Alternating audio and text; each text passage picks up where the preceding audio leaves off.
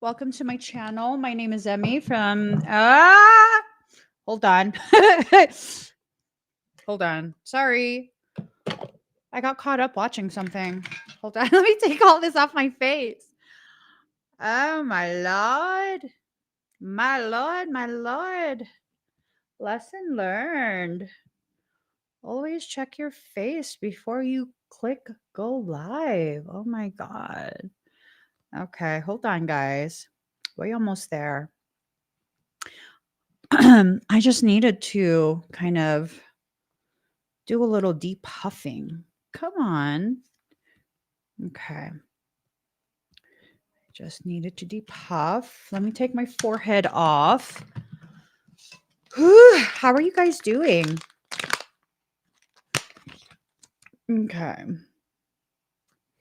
Just bring some moisture to the surface. Okay. And put this back on its thing. I thought I was totally being slick by getting the cards ready. And so, you know, girl, the cards are ready. I don't have to shuffle. Hold on. Hold on. Oh my God. Oh my God. Do you know what I'm saying? Just hold on. I want to look cute for y'all. Let me just a little bit. I don't have, okay. Okay. You know, just there we go. And there we go. And then to give me to give me that youthfulness. Okay. That's all we needed to do. I thought I had everything figured out. I thought I did all of this, but I apparently hadn't. And just a little smidge right there. There. That's the extent of my makeup. That's the extent of my makeup routine. Let's get started. Today's been weird. People have just been weird. How have you guys been experiencing today? It's been like interesting weird. I'm just girlfriend. It feels so moisturized though. You know what I'm saying? Love it. Okay. Uh-huh. There we go. Here goes. Okay. All right. I asked what this reading was going to be about. And what I heard is all eyes on you. All eyes on you. Okay. Yeah, today's been weird. People were super weird at the gym. Like, I don't know, like everyone was staring at me for some reason. And I wear my usual, I don't dress like super skimpy. I don't use workout outfits like that. I have my stretchy pants. I have 3 colors of stretchy pants and tons of them. And there's just 3 colors. and then on top of that, I wear sweatpants that are excessively large on me. And then on top of that, I wear a sports bra, right? Because I don't want to give myself a black eye with my wind socks. I wear a sports bra, nothing revealing, just a Costco, a Costco sports bra. Excuse me. and then I wear the same, like I have like 15 of the same black tank top from Walmart. I wear that all the time. I don't know. It's just weird. All right. All eyes are on you. And the energy felt questionable. Questionable. Very, very questionable. So we're going through this space of increasing awareness, right? Oh, I got eyeliner on my finger. There's nothing more nasty than dirt under the nails. Yuck. Well, that's waterproof eyeliner, so it's just gonna have to stay there. Um, anyways, there's an awakening that's happening. You're increasing in your awareness of yourself, your potential, um, possibly even the way things are playing out. You're seeing more and seeing more clearly. Is a sense I'm Michael's trying to talk to me right now. You're seeing more and more clearly with more clarity. And so you're increasing in your awareness of your power over your life, right? And then high priestess, high priest. Um, like I said, you're increasing in your awareness of your power over your life, but you have to use this with responsibility, right? You need to allow yourself to really be fully present. And when you make decisions, it needs to be informed consent, an informed decision. You need to remember the things that you've been through so that you can begin really choosing what option you will choose, or really considering what option you will choose. Now, you're being heavily observed. Those who have extremely high frequency are being very heavily observed. So that could mean several things.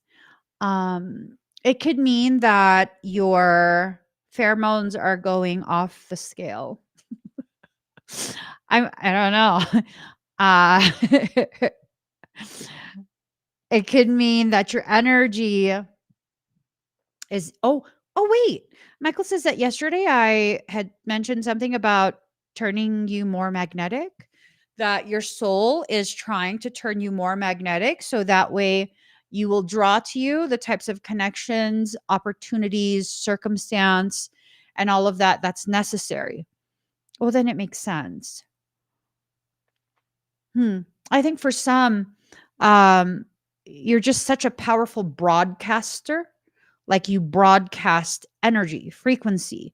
And so the effects would be people who feel safe in that type of energy will be more drawn to you. People who are possibly craving the type of energy you have, not necessarily in a malignant way. Um, Maybe they're just seeking a type of healing that's completely natural to you. They're going to very much be drawn to you, right? This has already been initiated. And this is something that is secret between you and your soul. Whatever the process is that's been initiated, it's something that's secret to you and your soul. Now, despite whatever this is being secret to you and your soul, like the more nuanced details, you can't hide the increase in your energy. You can't hide the way you shine a little bit brighter, the way you are much, I hear the word juicier. Oh. Are you juicier? Look at you. Oh, that's right. People already are looking at you. Oh, lovely. You're getting a lot of attention. I don't know if you noticed yet. You're getting a lot of attention. So, okay.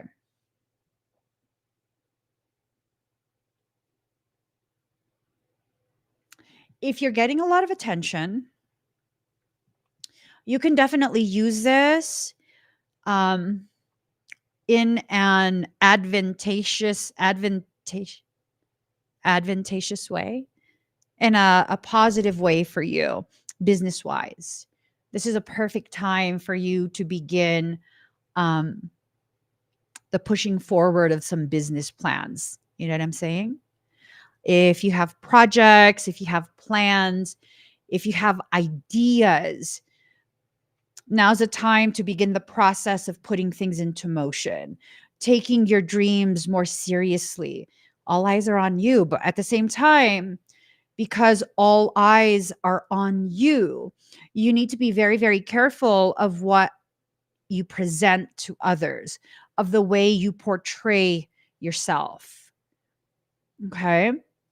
Now, if you try and go ahead and if you try to contain whatever this is, if you try and like stop it or contain it, um, you're going to interfere with the fulfillment of what soul is about to bring you.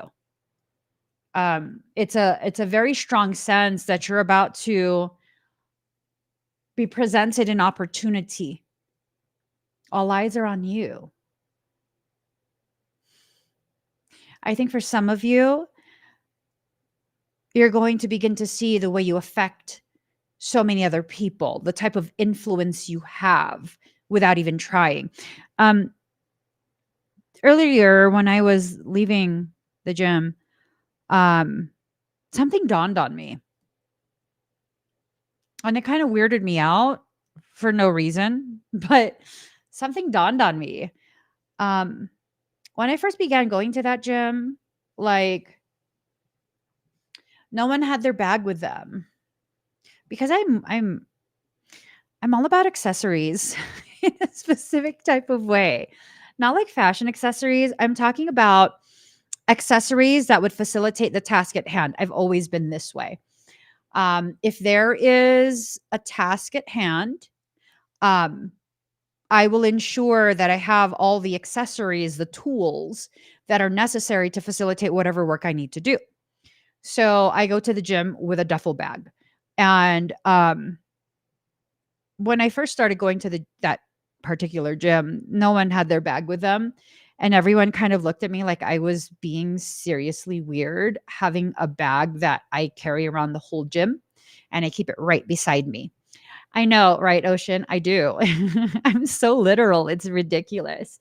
Um, so that's what I used to do. Well, I've always done that. And I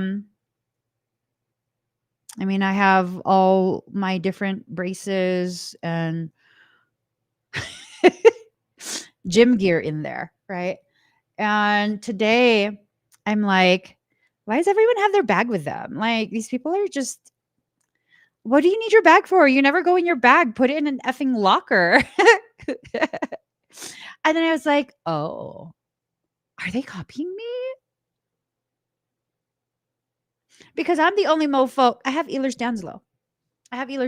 So if I'm going to do a movement, even holding a barbell across my back, um, that tends to strain my elbow joints.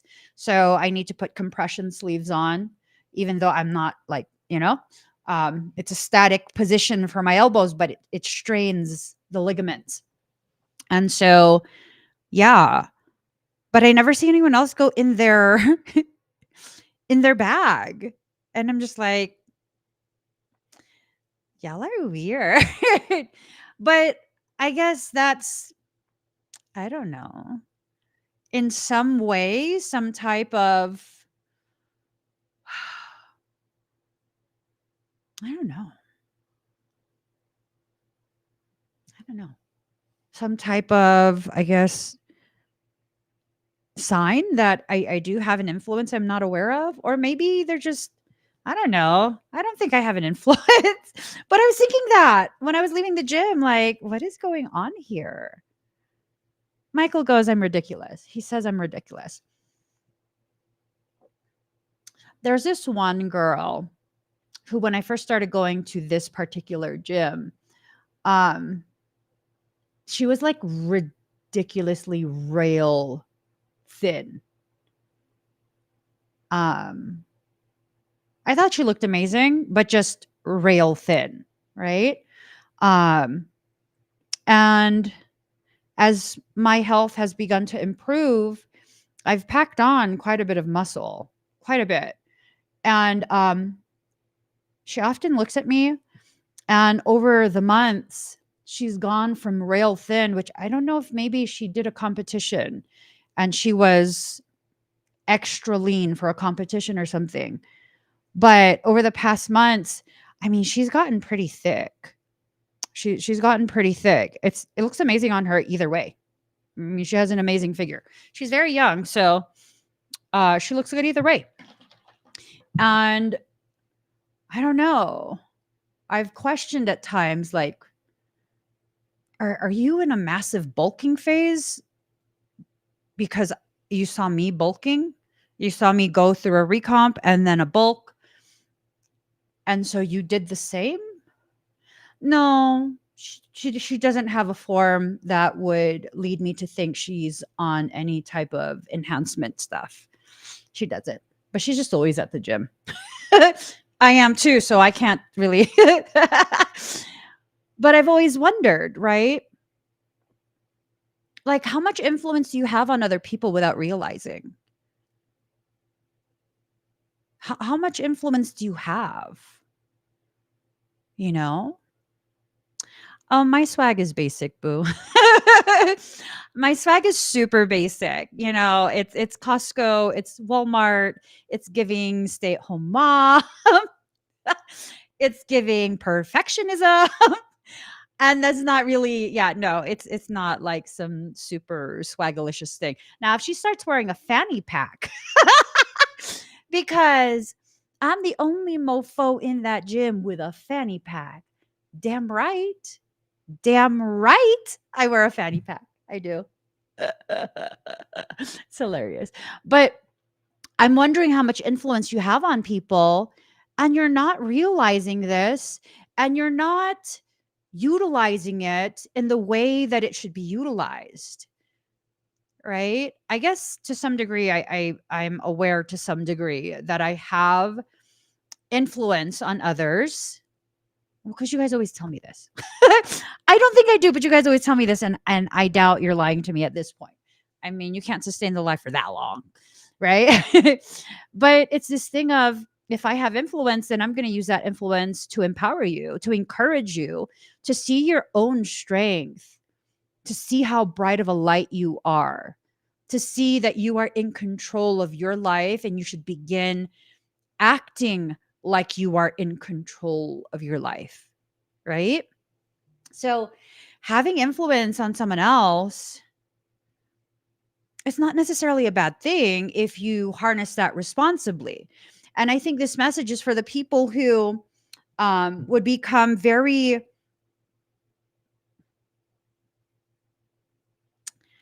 I don't know, reactive, who would freak out at the thought that, oh my God, am I influencing people? Like, oh my God, like, it's not a big deal. People are free to see you in whatever way they want. And if you're just being yourself and people like it, then it is what it is, boo. It is what it is. You don't have to be like, oh my God, I need to be super responsible with how I affect others, and then suddenly change who you are just to do the right thing. Like that, I don't think that's what you're trying to be told by soul. I think what soul is saying is, you have such a profound intrinsic value, and now you're going to begin to see just how profound that is, right? Just how profound you are in your most natural state, just how profound you actually are, you know? And then here comes Michael. You know, it's not just at the gym. I don't know why you've been irritating me lately. Are you a demon? Are you a demon? I don't think I've asked you that in a while. Are you a demon? Stop talking to me. Okay. Intentional versus just being. Ooh, that's profound, Miss Melissa. Ooh. What if you combine the two by intentionally just being yourself? What if you combine the two? How powerful that becomes.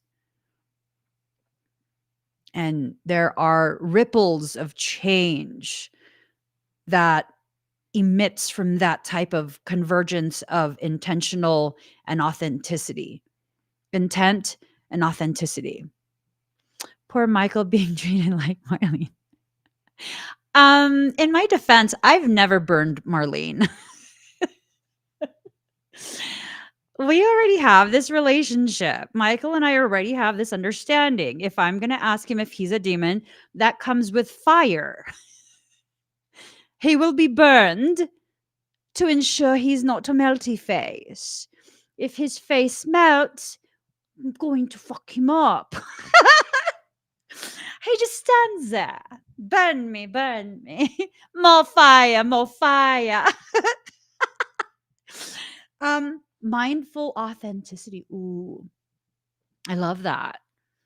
I love that. Mindful authenticity. I think that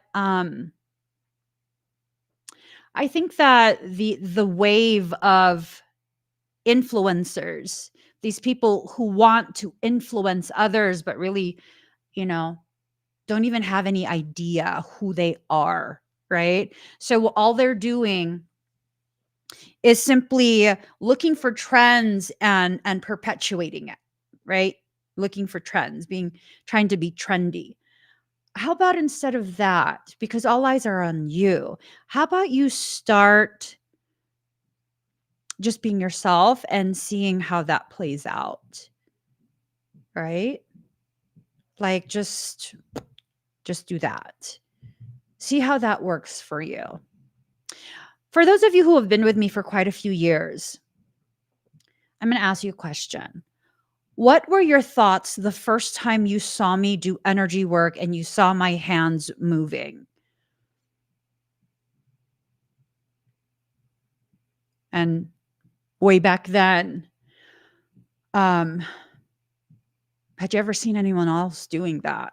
Because there was already a lot of people who were live streaming about energy, about spirituality, and all of that jazz. And I began live streaming when they first presented the live stream option, you know? Soothing. I feel so relaxed, kind of emotional in a good way, very intriguing. Uh, what? It's one of my favorite things. I think it's art. I wonder what she sees that I can, and I wonder what colors it is. I thought it was breathtakingly beautiful. Loved it. Still do. It was amazing. It felt familiar. Might as well be yourself because you can't control what others think. Amen, Miss Redmond. Amen to that. Might as well be yourself. You can't control how other people see you or receive you, right? Ooh, I want to do that. So beautifully fluid and powerful. Oh no. Don't cry. Don't cry. So here's the thing. I was ridiculed quite a bit for doing energy work in the way that I do. I was ridiculed quite a bit for being on a live stream with my eyes closed. And I just didn't care because I needed to focus on what I needed to do. You go on any spiritual live stream where someone is doing energy work these days. Now, I started in like 2016. That's when people first saw me doing that kind of stuff, 2016. And I was so nervous because I knew people would be like, what the hell is she doing? Right? You go on any live stream where, someone is doing, and the only reason I say Reiki is because that's pretty much the only energetic system people know about. What are they doing?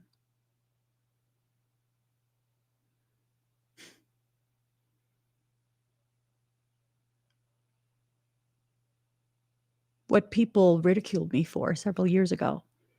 And I just kept right on. I just kept right on. Yeah, Miss Melissa, you've been with me for quite some time. I've seen people do a push of energy, but you were all in on how you did what you do. What you do, right? I didn't know that I would have that type of influence. I didn't know. And as far as I'm aware, I didn't know that me referring to parasites, demonic things, as parasites, that it would have a ripple effect. I didn't know. I didn't know. Is that why I did it?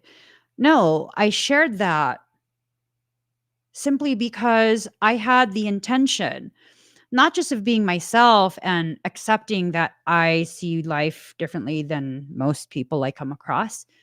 Not better, not worse, just differently. I did that because I had this awareness that when we use the D word, demon, not any other D words, demon, we automatically go into a mental space of like disempowerment and fear, right? Um, so I shared with others the way I overcame my fear, the torment I experienced much of my life. Did I do any of those things with the intention of gaining notoriety? No, it was just like, listen, I already know I'm different and weird. Okay. Just like I'm just gonna embrace it. I don't even care what you say. I'm just gonna be me. And look at the effects that that's had. And it hasn't been all good, to be honest. It hasn't. I've gained a lot of attention from people who want to do just ugly, stupid stuff because I don't know why. But it's something that I guess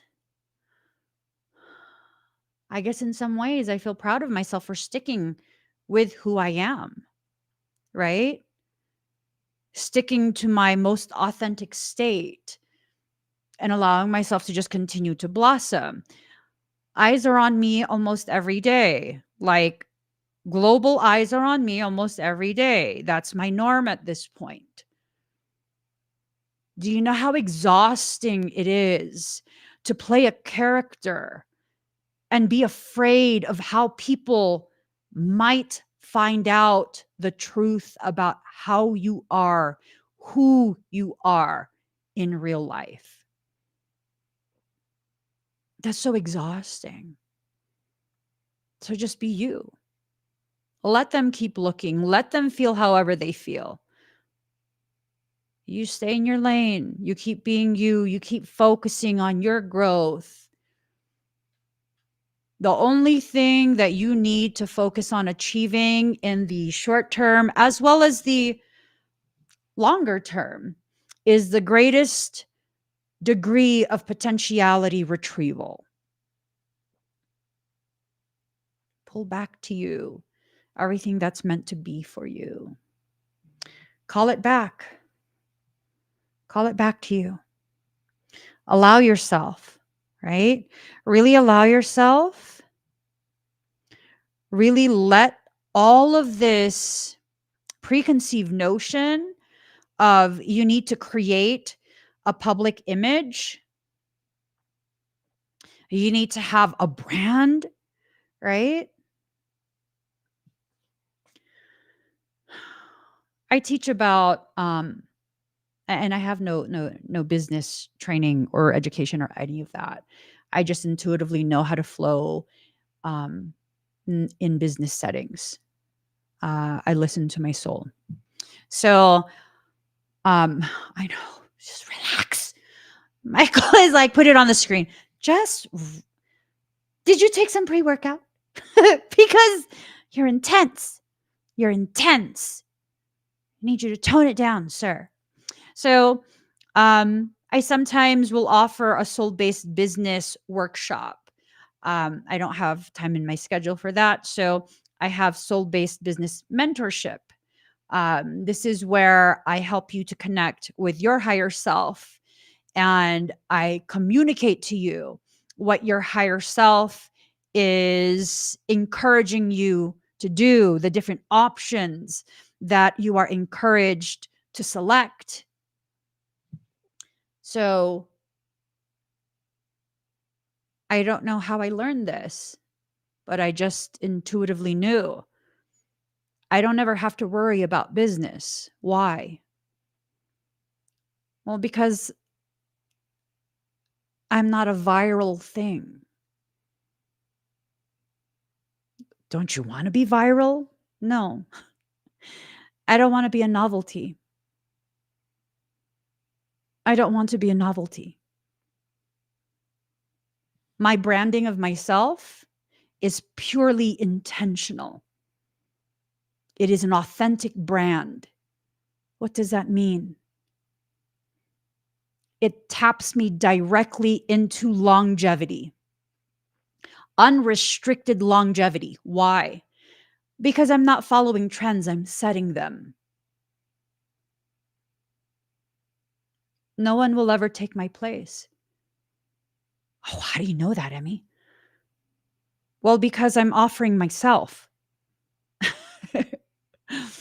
I'm not offering things I'm researching online.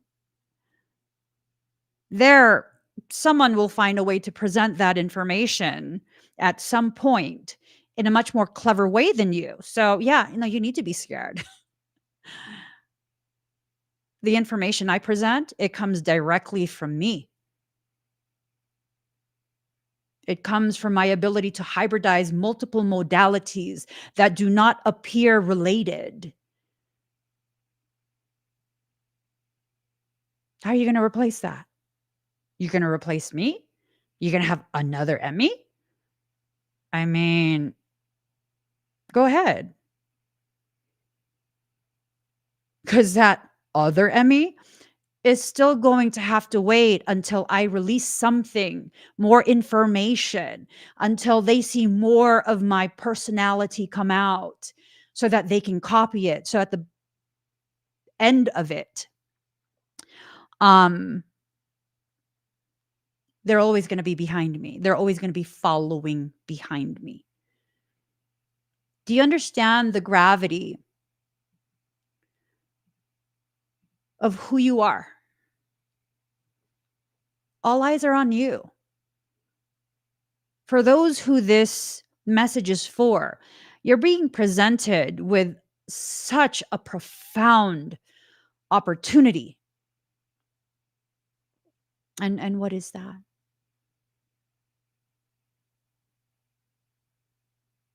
To be witnessed unrestricted. I don't know why that makes me happy. It usually makes me very nervous. I don't feel nervous at all. It's time to be witnessed unrestricted, right? It's time. Because what happens when people see you in your most authentic state and that authenticity is sustained, you then begin to see who you actually are, the parts of you that you couldn't see before, the parts of you that you had no clarity about. Because I'm my most authentic at this point in my life and for quite some time at this point. Um, I have been my most authentic. I'm not afraid of vulnerability. I'm not afraid of flexing my strength.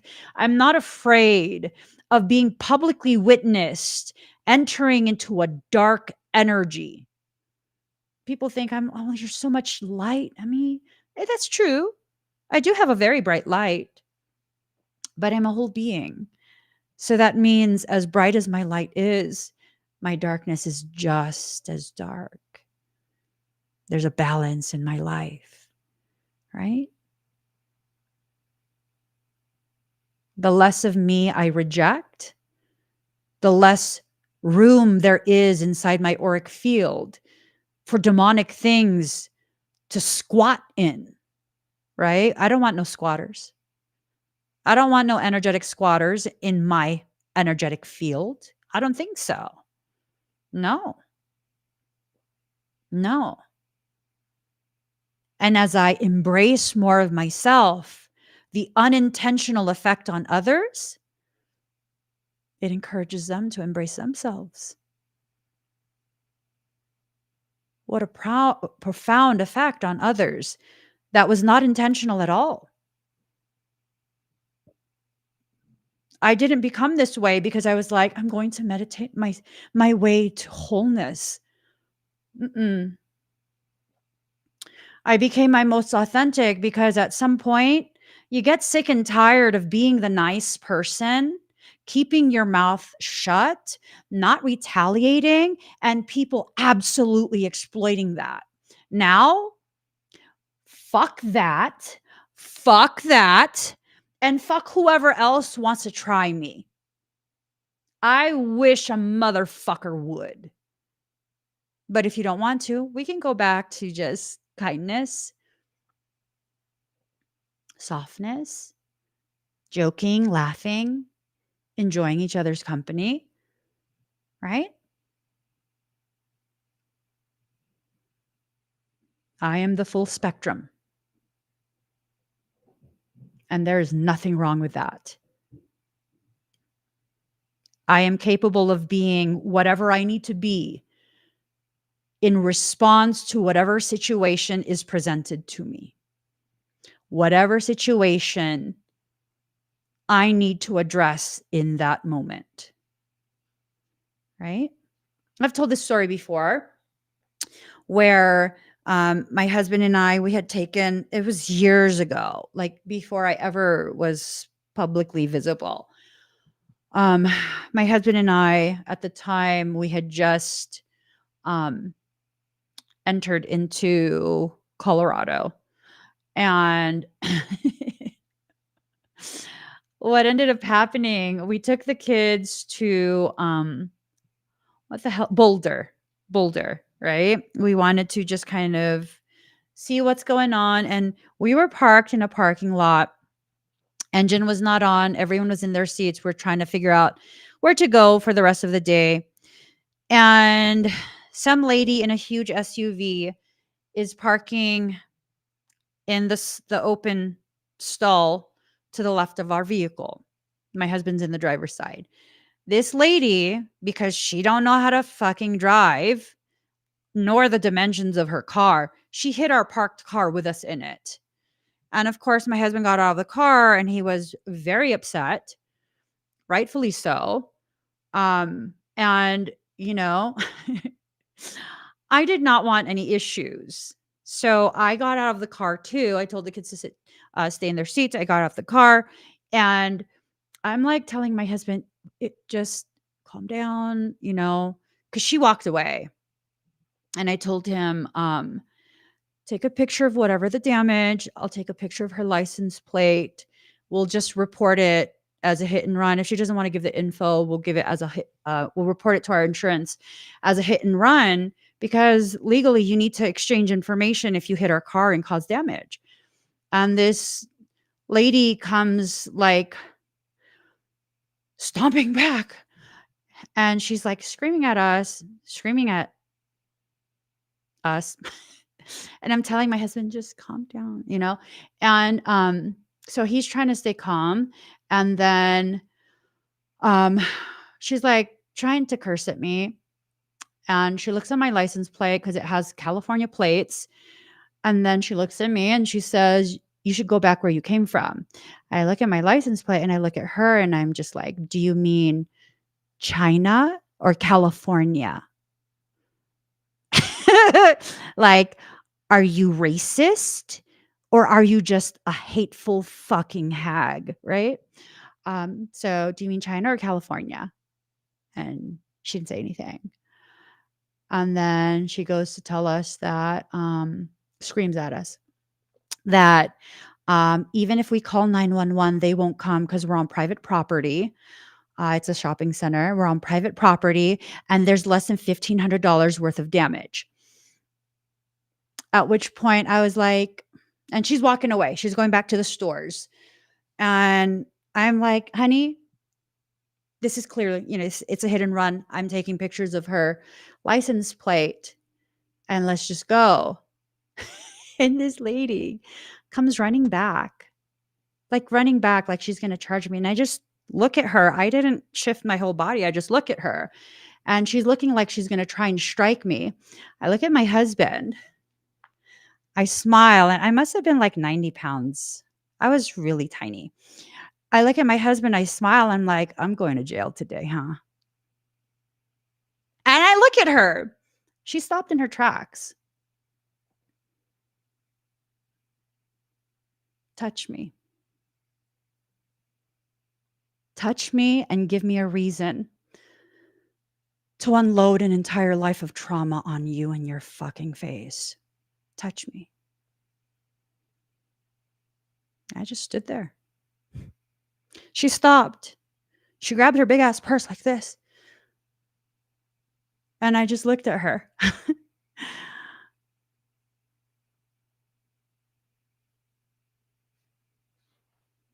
So she said she was going to record me. Record me doing what? Recording you?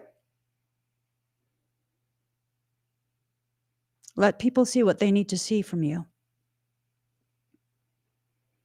Let people see what they need to see from you.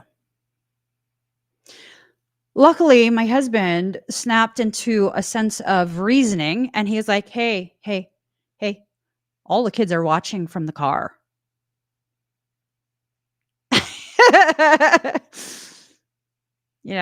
He grabs me, he starts pushing me towards my side of the door. He's like, all the kids are watching. Okay. I get back in the car. But yeah. Oh, boo. Don't let this fool you. I'm from the hood. I am. I'm from the hood.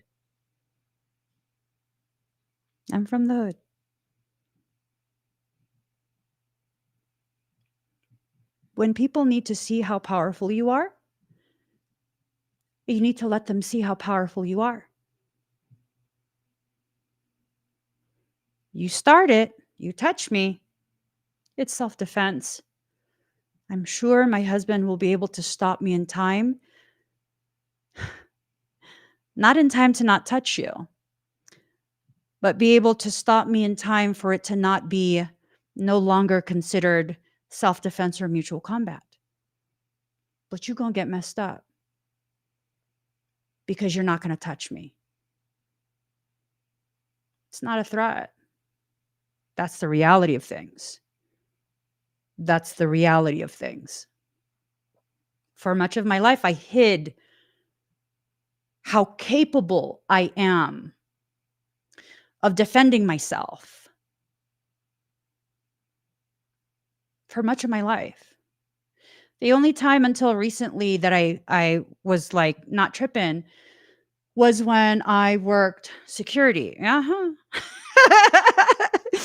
I worked security at one point. Yeah. And it did not take long for me to clearly develop a reputation of, no, I'm not playing with you. This is a job and I take the job seriously. I'm not playing with you. I'll kick you out. I'll ban you. Don't play with me. You follow the rules, we won't have any issue. Once dispatch calls me over, you have an issue. You absolutely have an issue.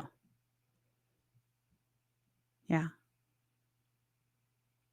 There are parts of you that are carefully cultivated by God to be capable of defending you through your worst moments. We have to get out of that program where we don't allow that part to come through. We have to. We have to.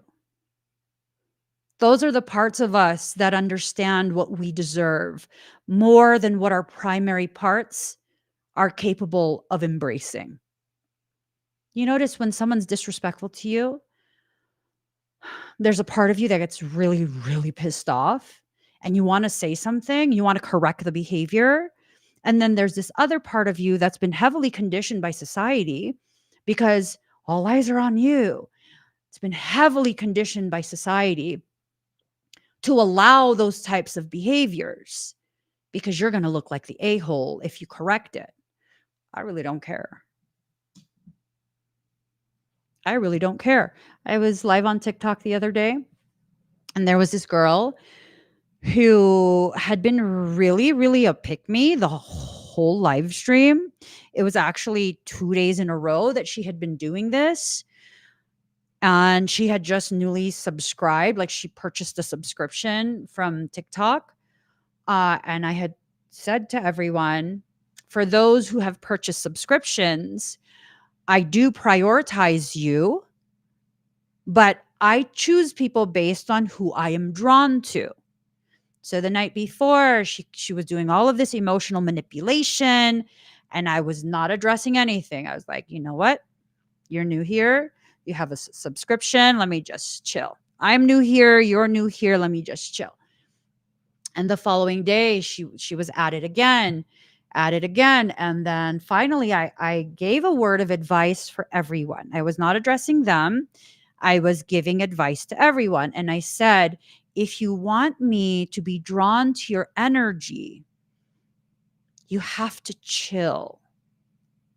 I'm very sensitive to frantic energy, desperate energy. If that's what you're going to be in as you're commenting, I'm going to feel that. And it's like blinders go on my eyes. Your comment will glaze over for me. I won't read anything that you're commenting. And then she says, are you talking to me? Actually, I'm speaking to everyone, but if you want to make it about you, you absolutely can. She goes, well, then why did you tell me to subscribe? I didn't tell you to subscribe. You subscribed yourself. And then she was going to try and keep arguing. I said, you know what, Ben, I don't give a shit if you paid $5 for a subscription. I don't give a shit. I'm worth more than $5. I'm doing all of this work for free.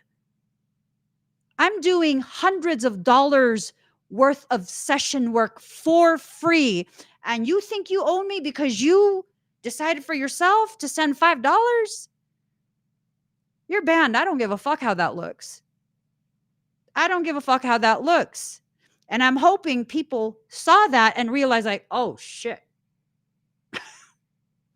I better act right because she's going to ban me if I get disrespectful.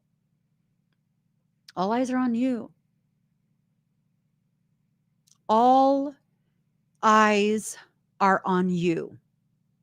What does that mean?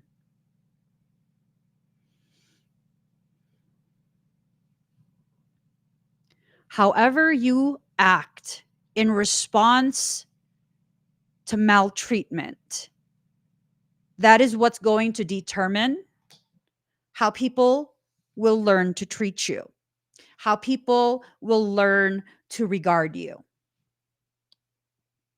And I do make it a point to express my gratitude for people who are patient, right? I've been going live on TikTok quite a bit. And there are people who have been waiting like an entire week. Every time I'm live there, they're there for pretty much all the hours I'm on.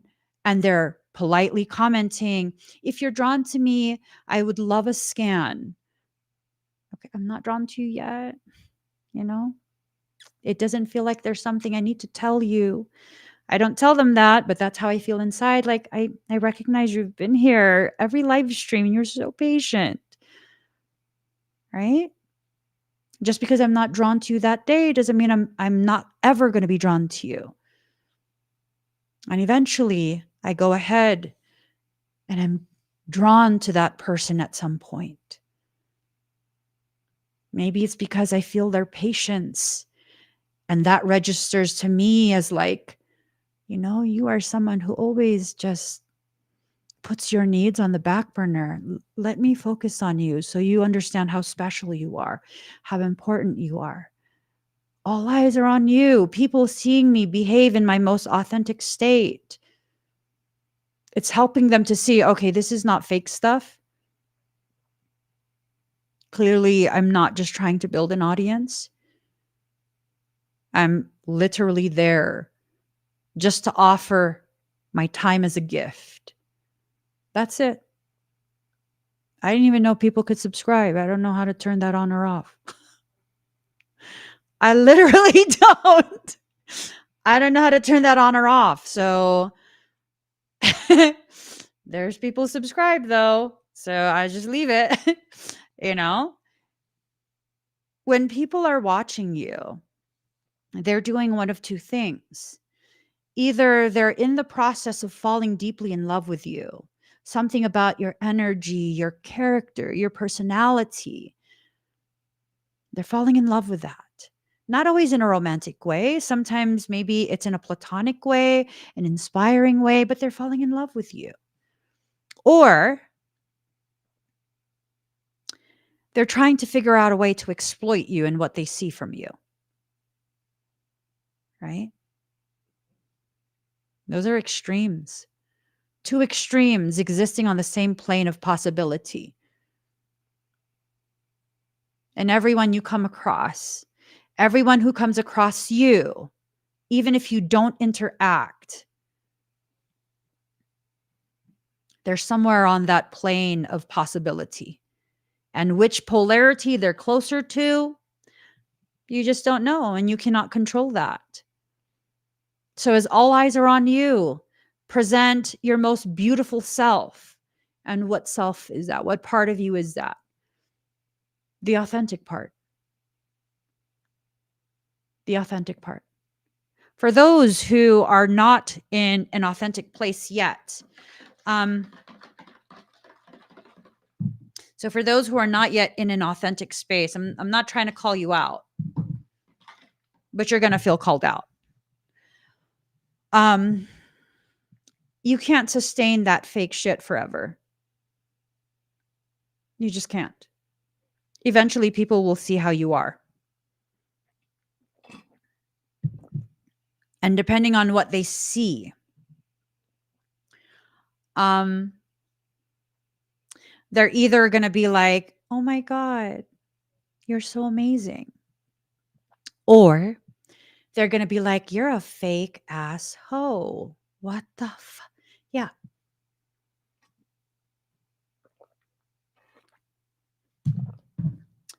So people have differing opinions of me, as they should, right? Because I have a different response for different types of energies, different types of approaches, all of that. I absolutely acknowledge and respect that not everyone will see me in the same way. Here's the thing though.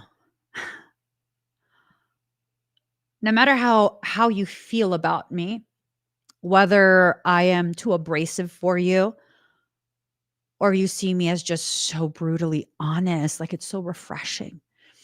Whether you see me as inspirational due to witnessing a moment of vulnerability, or you see me as emotionally unstable because why the fuck are you crying on a live stream? Like you're being seen by the public. Why are you crying? Because I'm feeling something deeply, asshole. Regardless of how someone feels about me, one thing that you can never accurately describe me as is being a liar or a deceiver. Now, if you're in a victim mindset, yeah, I could see how you could be like, she's a scammer, she's a liar. But I mean, you say that about everyone because you're fucking weak and you blame everyone for your bullshit. I'm very averse to people like that. I am. People who, let me clarify, people who choose to remain there.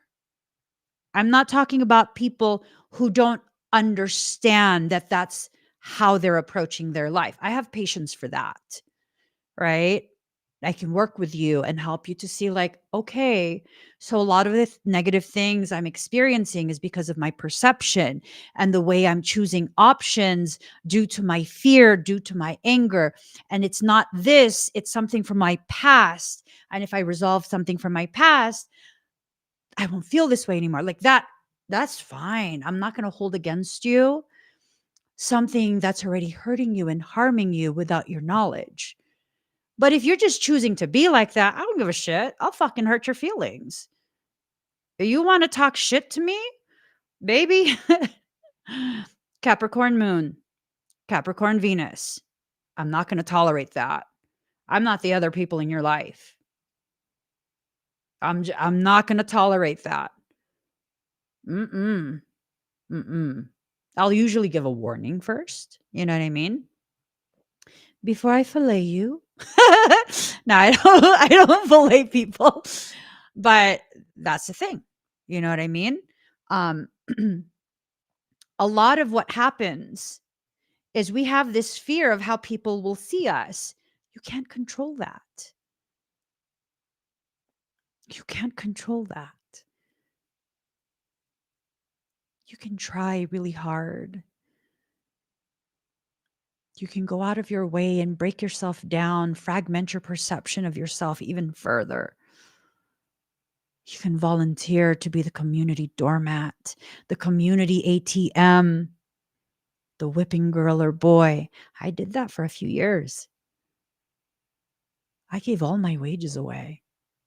Literally. Literally. Like, I was giving away a shit ton of support, financial support, material support. Like, I see a need. Go ahead. There you go. To where people were so comfortable with my perceived position as a community doormat, ATM, and whipping girl that I had people come up to me, like message me privately and be like, hey, I need some money for something. Can you like wire me $10,000? Are you fucking joking? $10,000? I had someone message me like we're besties or something. And they're like, "Hey, I gotta move. I need some cash to move. I found a better place in a different state.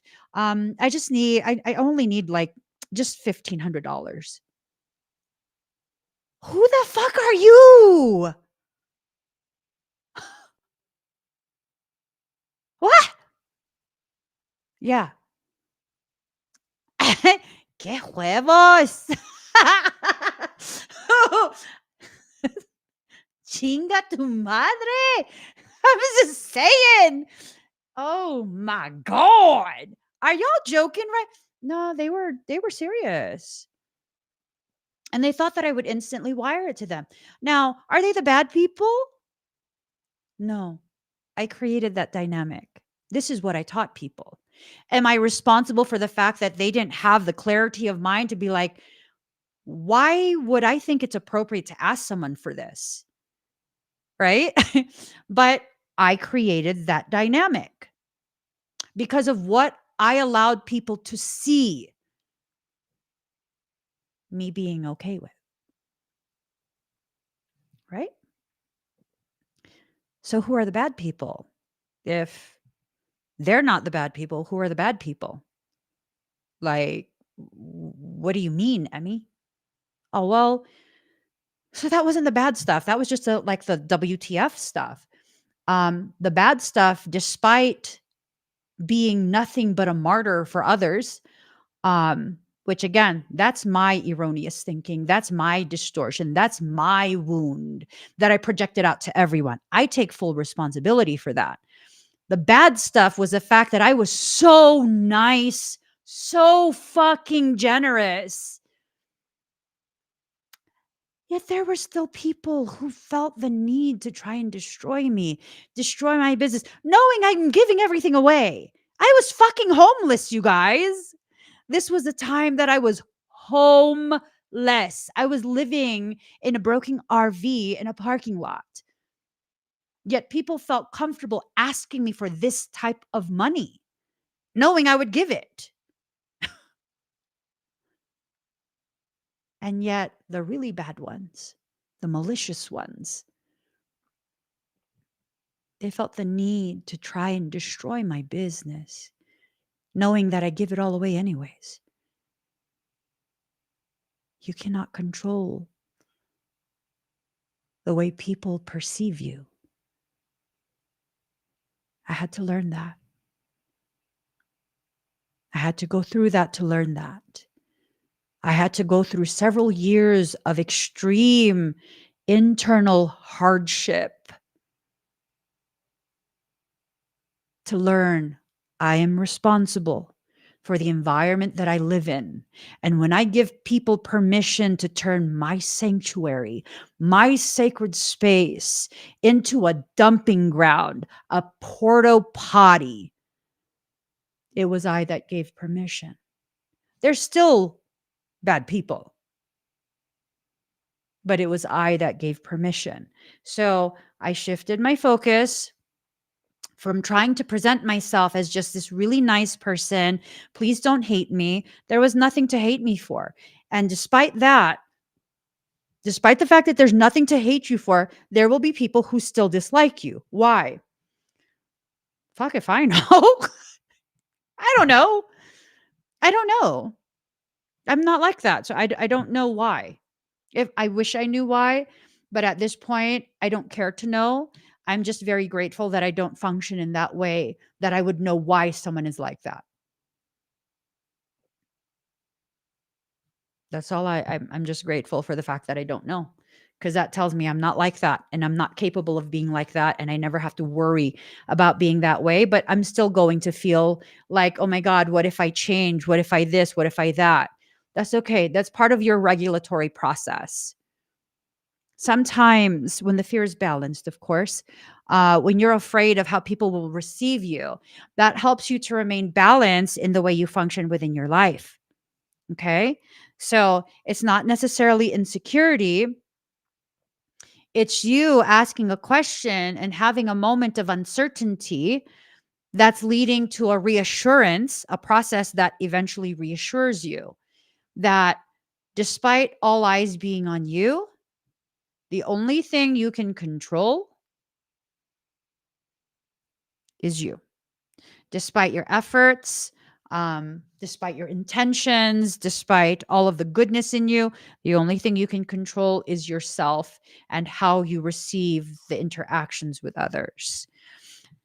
If you're going to try and contain this process, meaning hide away, you're going to try and stay in the same spaces.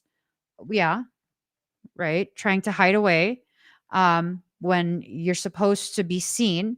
Concealment in reverse means you're supposed to be seen at this point. You're trying to contain. It's going to lead to a point of a circumstance of lack of fulfillment. Whatever goodness that's headed your way, you're not going to get it because you have the sovereign right to delay or outright refuse what soul is offering you. You have the right to do that. Whatever you're destined for, that is what you're destined for. But here's the thing, because people will be like, what about free will? Relax. Relax. First and foremost, take a deep breath. Do some breathing exercises. Relax, relax. I hate it when people tell me to relax. That shit triggers me. I'm sorry I'm saying relax to you. Oh my God. That's quite possibly the most asshole-ish thing I've ever said to you guys. Oh my God. Genuinely, please accept my apology for telling you to relax. Soft slap for you, from you, for me, for that. I won't say it again. You don't need to relax. I need to relax. I can't relax. I have no chill. It's true. I do have chill, but I often um don't choose to use it. Anyways, um I don't even know what I was talking about. Lack of fulfillment. Okay. So, what about free will? What about this? What about that? Um Here's the thing. Okay. You still have some free will. All right. You do have some free will. Whatever's destined for you is an eventuality. Eventually it will happen. But soul is not absolutely set on the path you take to get there, right? The path you take to get there is chosen by you. The difficulties you face as you travel your road to get to the end destination that has been predetermined by soul, completely up to you. It's completely up to you. You get absolute say in that. You get absolute say in that. It's a lovely thing. It's a very, very beautiful dynamic we have with soul, where the way we experience the amount of happiness, the amount of sadness, the amount of grace we want to experience, the amount of compassion, or just flat out hardship, suffering, misery. It's completely up to us. I promise you, it's completely up to you. I mean, why would I choose to be unhappy? Fuck if I know. I'm not you. How the hell would I know? I don't know. You're programmed to be unhappy. I don't know. I don't know. It doesn't make sense. Okay, let me clarify. So I'd shared that I was homeless, right? It was some fuckery that there was fuckery afoot one day, a long, long time ago. There was fuckery afoot. The story began when we embarked on a journey in a decrepit RV, loaded with my children and our few belongings. We went on the road, knowing I had dedicated my life to my soul's purpose. And so there we were, again in Colorado. Yeah, no, it was like a really fucked off situation. So my husband didn't want to stay in Colorado for the winter because he wasn't sure that our RV would survive that. And long story short, we didn't tell anyone, but we decided to go to Texas. And we really didn't know what we were going to do in Texas, but I had this faith that everything would work out, right? And we were low income. We had no savings. And so as soon as we cross state lines, I lose reception. And then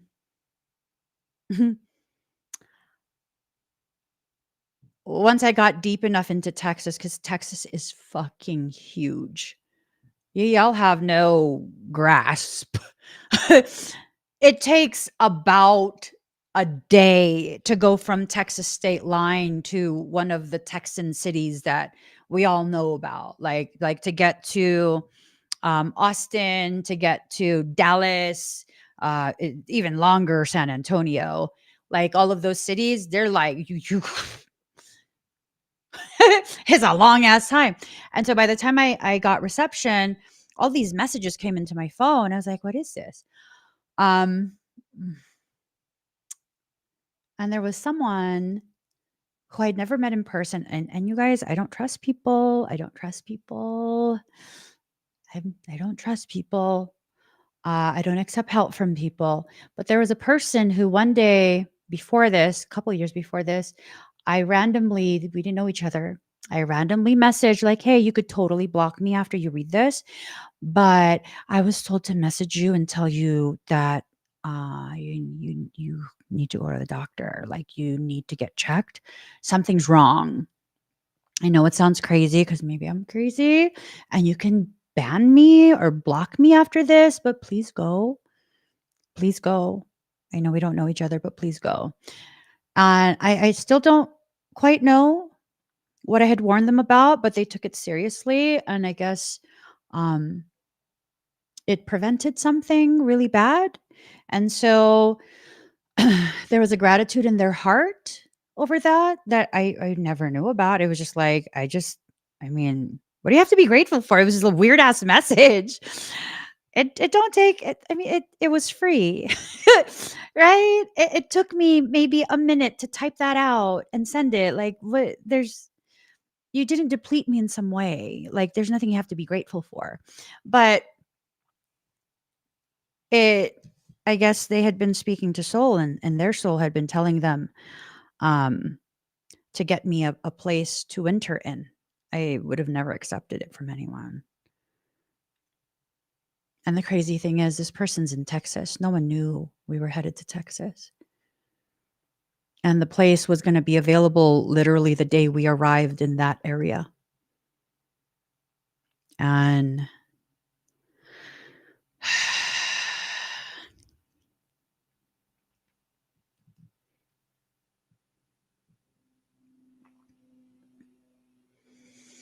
mm,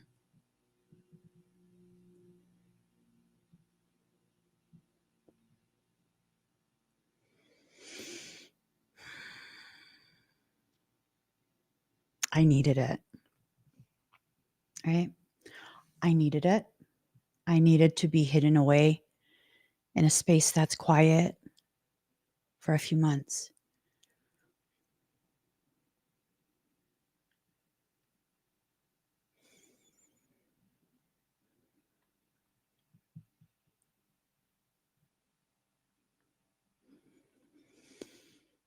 Mm.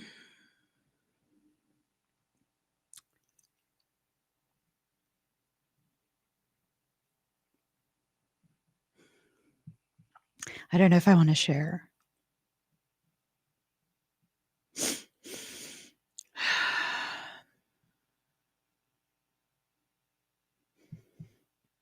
Michael says, you know, you have to share.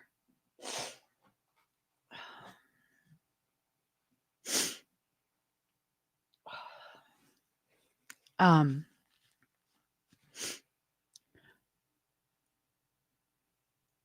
I needed it because I'd been so fractured. I went through a massive ascension cycle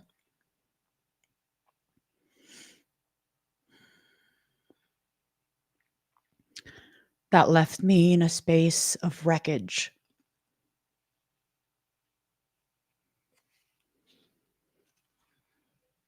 And when I say wreckage,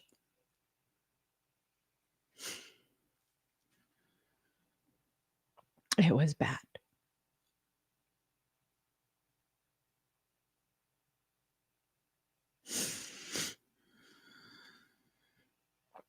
It was bad. It was bad enough that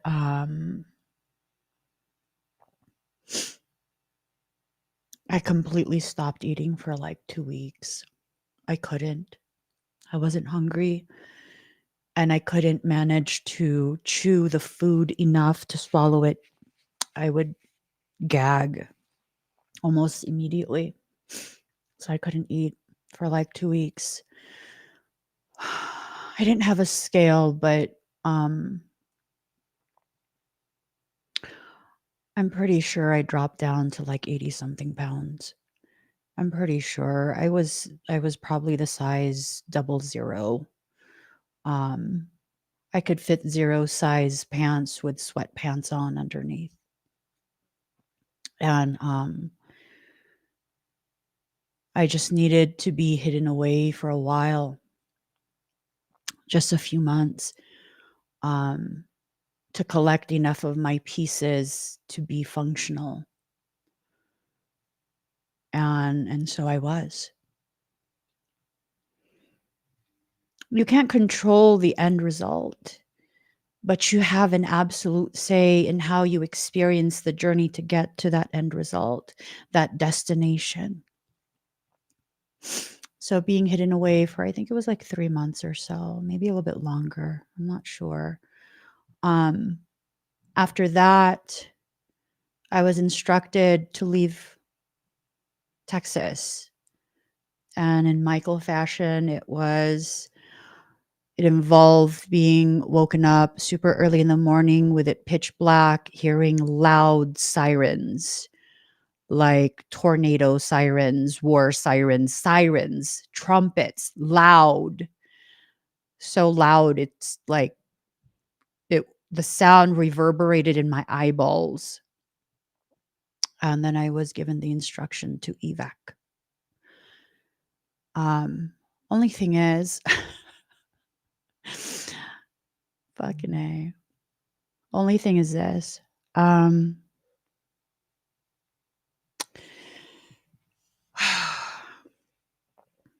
we first arrived in Texas, we couldn't park the RV anywhere near the apartment that we were gifted. So I had a brilliant idea. We'll go to a BLM parcel. You could leave your vehicle, you could camp there for, I think, 2 weeks before you have to go to a different camp spot. And I told my husband, we'll come back every week. And if there's a notice on the RV, we will move it. Except a few days after, because we had our family vehicle that my mom had gifted me. A few days after we had left our RV, an hour away from us in the closest BLM parcel, my wonderful toxic relative, to punish me, he went ahead and had the vehicle that was nearly paid off that my mom gifted me repoed. So we were stranded. Yeah. Stranded at the apartment. My husband ended up having to ride his bicycle. Luckily, we took the bicycles off the RV. My husband ended up having to ride his bicycle, his BMX, something like 13 miles one way to go to a job he was hired at. He got so fit. He got so fit. But long story short, when we finally were given the instruction to evac Texas, we rented a vehicle because we got our tax return back, our tax refund. We rented a vehicle and we went to the forest and the RV was gone. That's like my only home. The RV was gone. And we had to call everywhere trying to find this RV. And for some reason, when they went to clear that BLM land, because the only tow place that could pull a RV that size, um, they took it to a tow yard that was 15 minutes away from the apartment we were at. Maybe 10 minutes. It was very close. And they would have auctioned it off, except the title was in limbo because it had already been removed from my mom's name, but I hadn't registered it yet. So it was in limbo. They couldn't contact anyone. So we were able to get it back. In order to tow it, we didn't realize they broke the jack system. We left. We loaded all our things and we left Texas. And I didn't know where to go. And Michael said, go back to Colorado.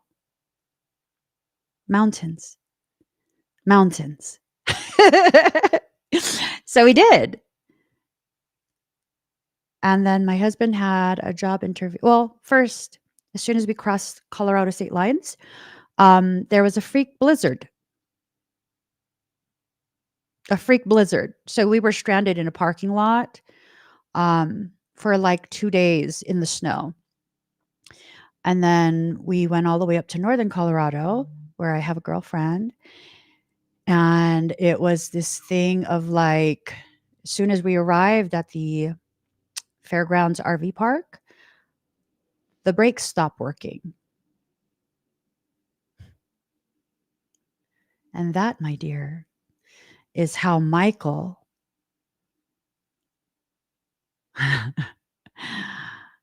forced me to be homeless, to live in a parking lot for several months. We were stranded. Yeah. And in those months, I didn't tell anyone. Not because I was ashamed, but it was because everyone already has their own problems. I mean, we'll figure it out. We always figure things out. It's like not a big deal. I didn't feel endangered. It was perfectly fine. The kids never missed a meal. It felt perfectly fine to me. I knew that it was something that once I learned what I need to learn, we're not going to be in that stuck spot. It became an adventure for me. It was the most beautiful, most peaceful,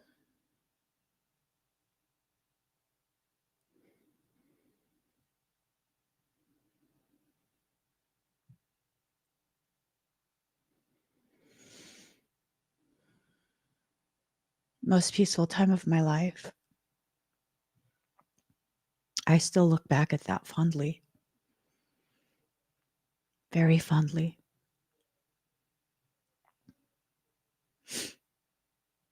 And then when I finished learning that part of what needed to be learned, we then went back into a house.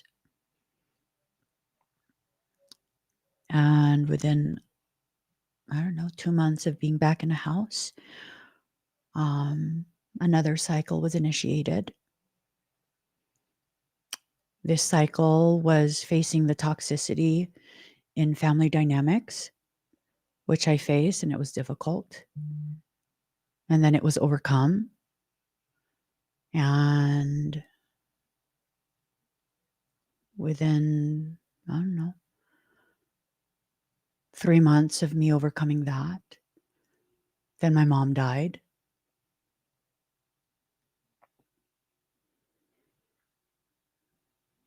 And then my aunt, who is a second mother to me, 6 months later, she died.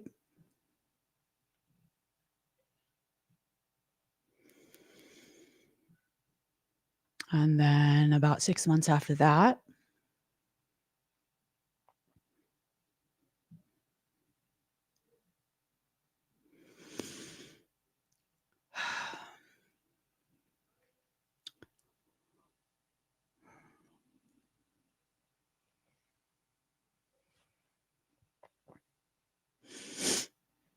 um,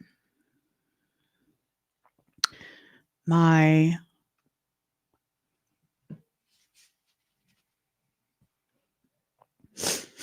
my brother, who basically I credit with raising me, um, he almost died. He ended up with end stage heart failure. And that's when I was like, enough. Enough.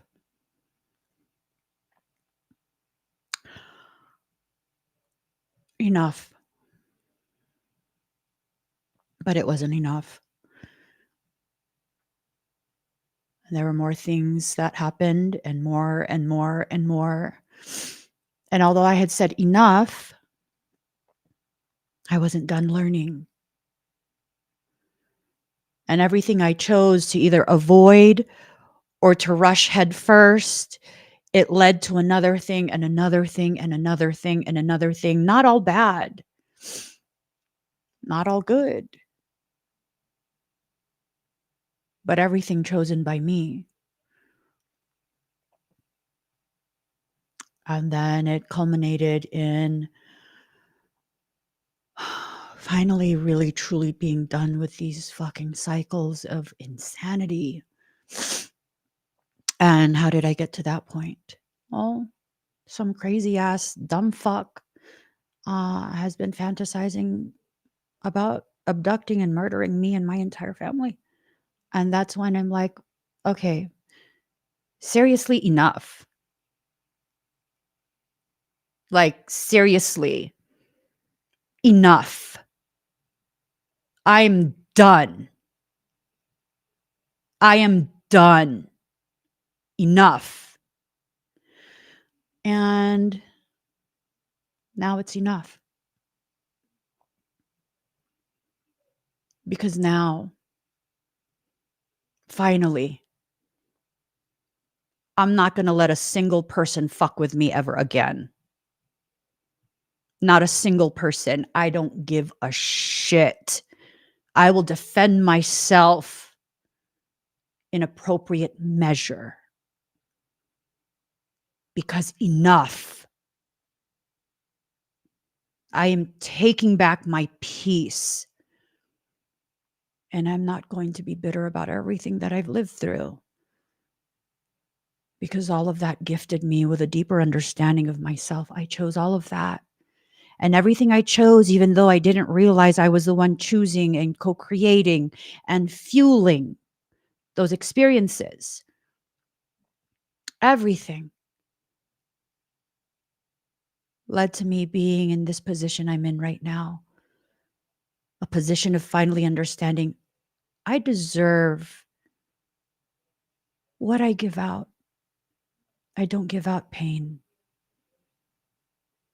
I don't tear people down. I deserve to receive from myself everything I do for other people. It's not selfish. It's not self-centered. It's balance. I thought I had to be a different person. I thought the problem was I was helping too many people, that it was someone outside of me that was the issue. No, that wasn't the issue. My hair looks weird. That wasn't the issue. I mean, people who don't understand the process they're in, you will think that that's the issue. Yes, understandably so. But that was not the issue. The issue was in how I saw what I was living through, that I was either a byproduct of it or being dragged along by it and had no say. And no, I had a say the entire time. I just didn't speak up.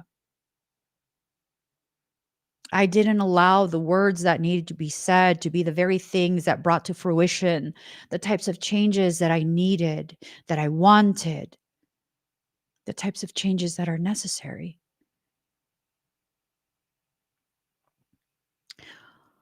All eyes are on you,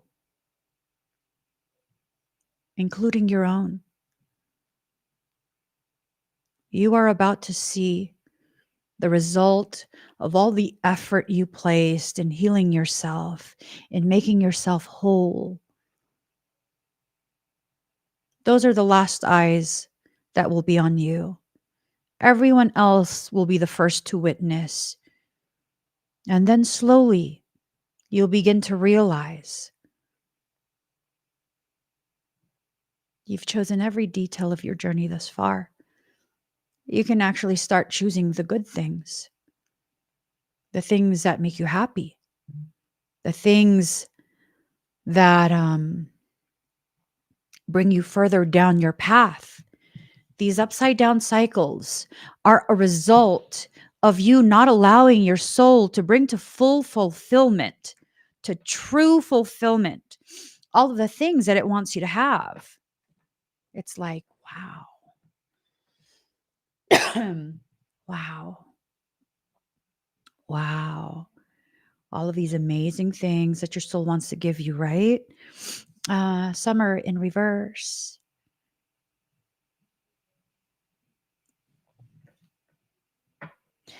If you continue with these same cycles of rejecting yourself in order for you to appear some type of way that you hope people will see you as, your summer is going to be upside down.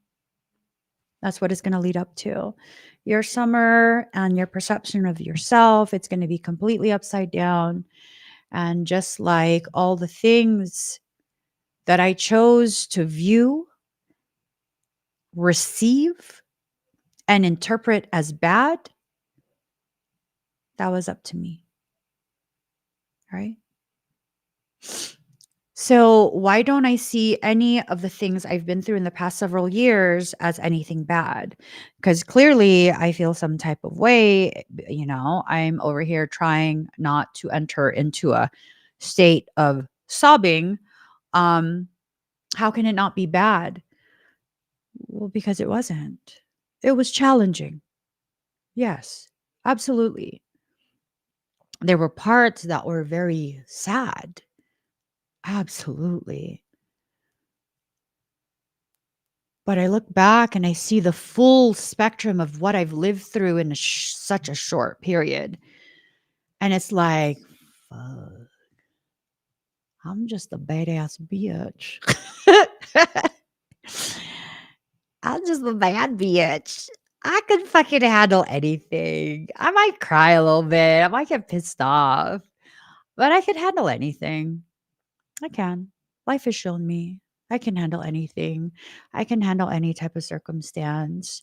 I will never stay down. I will always get back up. That's just getting back up is a part of my survival instinct.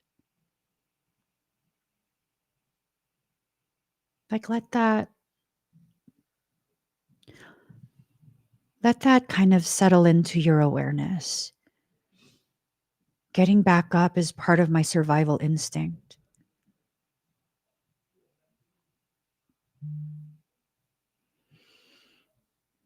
Do you know what I had to go through for that to become part of my survival instinct?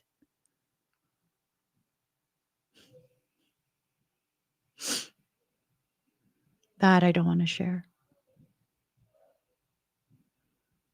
Let your imagination paint the picture for you. What would I have had to go through to make getting back up an intrinsic part of my survival instinct?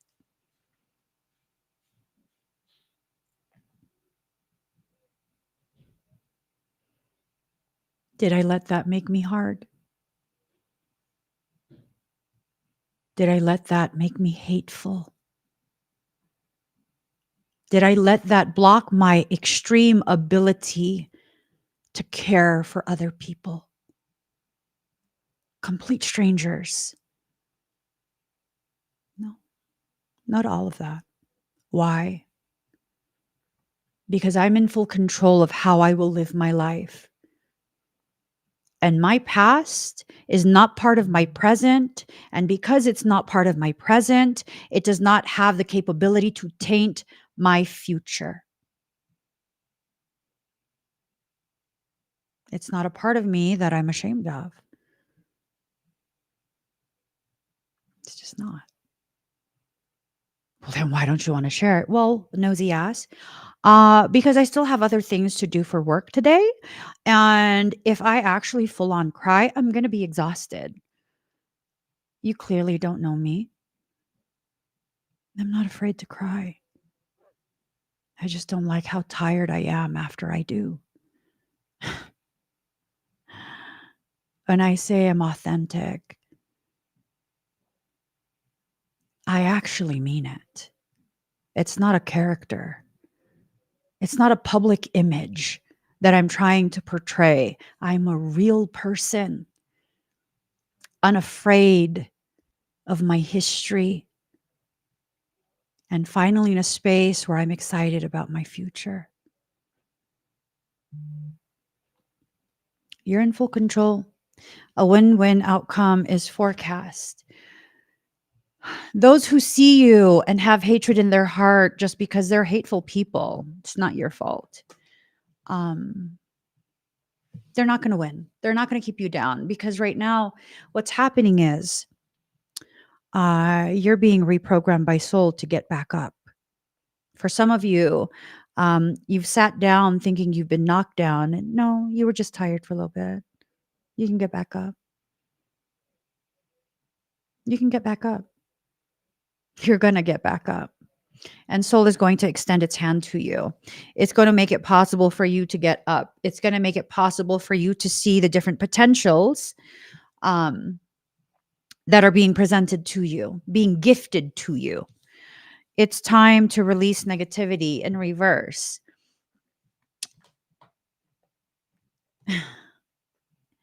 So we're reaching that next part of our development as souls.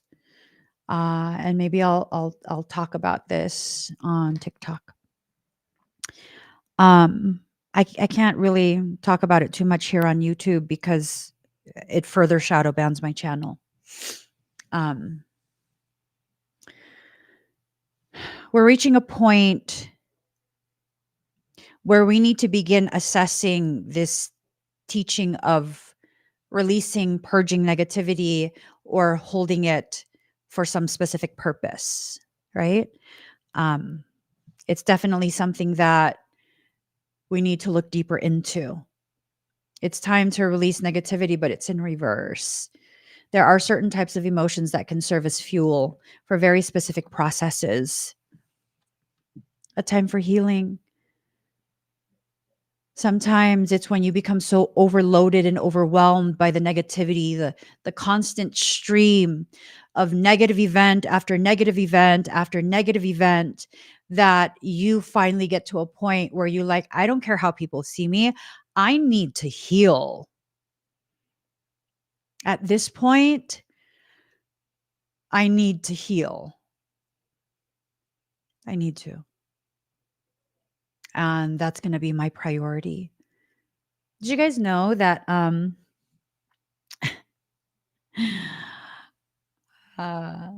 the way some people are, as I was reeling from the death of my mother, there were still individuals who, I don't know that I ever told anyone, there were still individuals who were going out of their way to try and cyberbully me and completely destroy my business. They didn't give a fuck that I was in extreme mourning. They didn't care.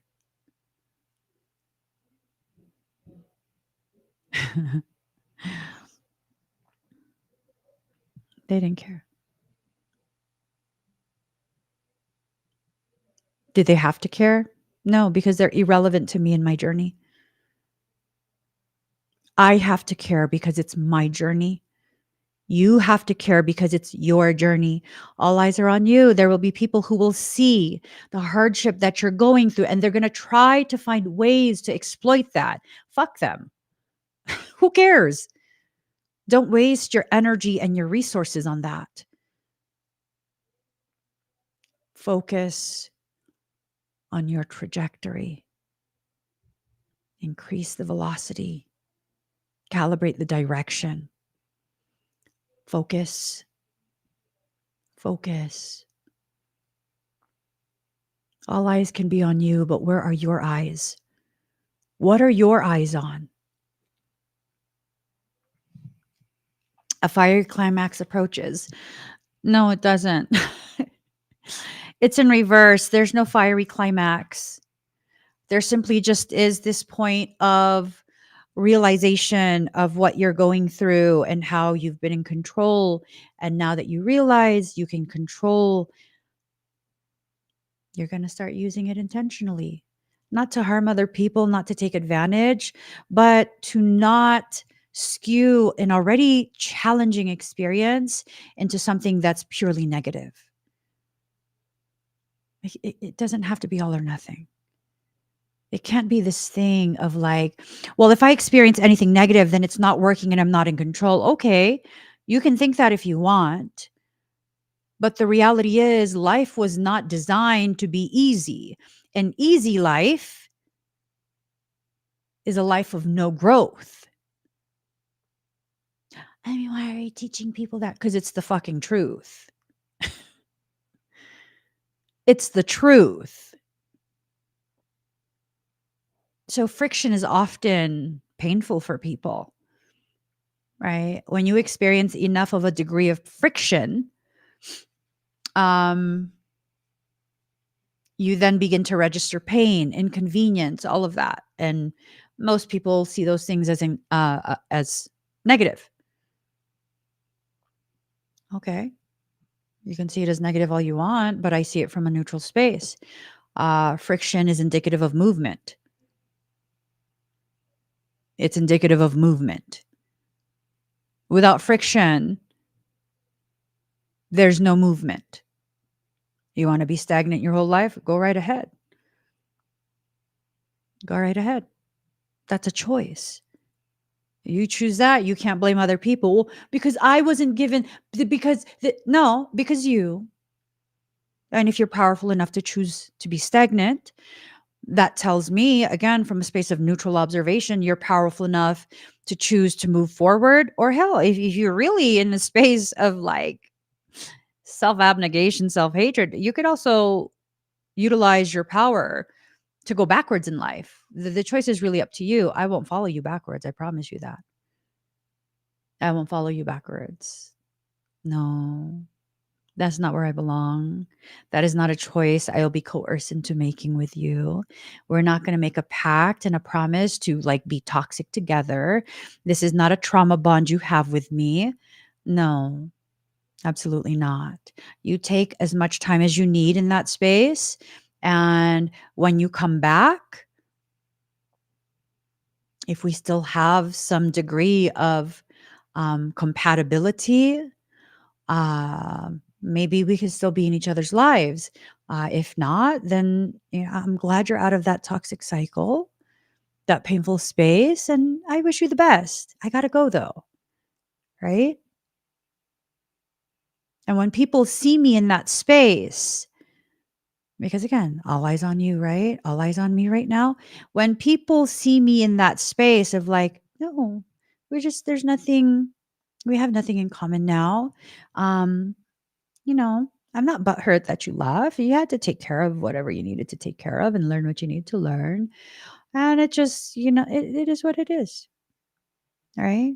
You don't resonate with me anymore. You don't have to be around me if I don't resonate. Right? You feel like you have nothing in common with me. That's okay. You could be you. You can have your preferences. I don't chase after people. I don't beg people to stay. I don't coerce. None of that. It's just like, yes, fuck yes, you're making decisions for yourself. That's amazing. And thank you for letting me see that you've outgrown that limited space of thinking you have no options, thinking you have no power over yourself. That's beautiful. Beautiful. And I genuinely mean that because that's the kind of person that I am. That's the kind of person that I am. Unless, of course, um, you've intentionally been malignant towards me. You intentionally tried to like hurt me with words or actions or whatever it is. That always gets the same reaction from me. A hearty fuck you, don't ever come back. A hearty fuck you, don't ever come back. I don't believe in forgiveness. I believe in learning and forward movement. I've now learned exactly who you are and how you are. You will not get another opportunity to be that way to me again. A hearty fuck you. Don't ever come back. I'm not ashamed to say that. I learned the hard way. When you let those type of people back in your life, you're giving them another opportunity to do to you what they failed to do the first time they were around. I'm good. I mean, unless you need to learn that lesson in an elevated manner, I hope you're good off that as well. What do you need to release? Your allegiance to the toxic programs that have kept you in a space of obligatory existence. All eyes are on you. People need to see you letting go of those old ways of being. They need to see it. They need to see it. Okay. And what they need to see is that because these are individuals, probably in your local environment, or if you have an online platform, maybe they're part of your online platform. Um, these are people who are unaware and have no gratitude. They struggle to find things to be grateful for. That doesn't make them bad. It doesn't make them inferior. I want to be very clear about that. We're all exactly at the place we are meant to be at any given moment. And I'm speaking geographic location. I'm speaking the place in your relationship, the place in your family, the place in your job, place in every possible sense of the word. You are exactly in the place you need to be at any given moment. Now, these people who have trouble with gratitude and they are not as aware as you, part of the reason that their eyes are on you is because you are showing them so boldly, fuck yeah, that there are other ways to exist. I don't even know if you know you're doing this. You are showing them, though. You don't have to be afraid of being who you are. Look, I'm doing it. I'm still fine. Yeah, some people don't like me. That's okay. I don't like everyone. It's okay. It's okay. We're not supposed to get along with everyone. We're not supposed to like everyone. Everyone is not supposed to like us. We'd probably like that, but yeah, no, that's just not how it works. That's not how it works. So you were allowed to take some time out, right? You're allowed to pretend that you're normal. Okay, you're a different type of normal. Okay. You can go ahead. You can go ahead and cling to that desire to be normal, but just know you are a different type of normal. You are a neurodivergent type of normal, not a neurotypical type of normal. Okay. This timeout that you were allowed to have, you're not allowed to keep having that timeout. It's now time to get back to work. Work on what? On yourself, on your journey, on your submission to the will of soul. Okay. Now, part of what you need to work on, self-worth, your perception of your worth. Now, this is important to know. Whether you know your self-worth or not, there will be people who cross your path who can see that worth like you wouldn't believe. And they'll have different types of reaction to it. You can't control what their reaction is. Okay.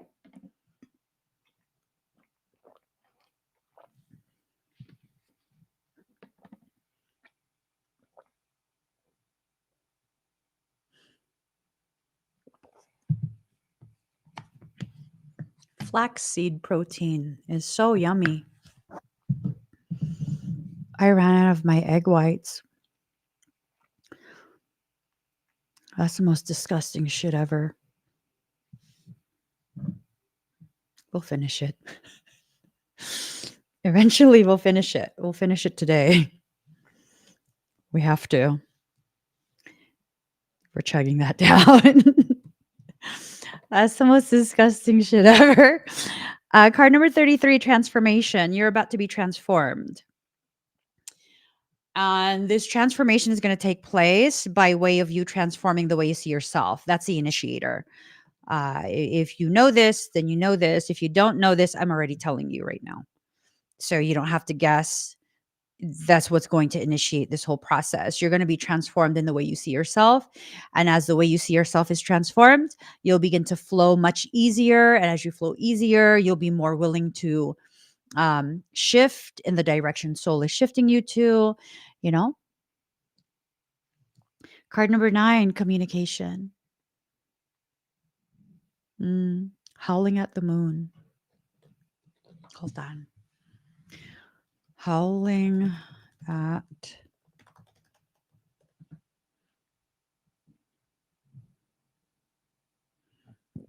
excuse me. Oh,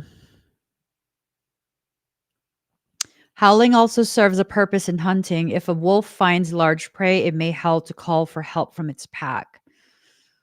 Ooh.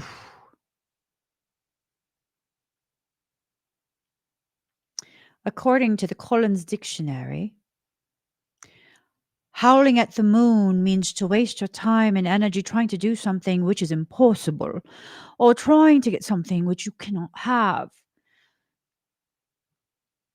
Elder ops. To my elder ops at the gym, you're howling at the moon if you think you will be my friend. You've annoyed me. By the time I'm annoyed, you will not survive that. You will be banished in my eyes to the land of the banished. Yeah, no, that's how I am.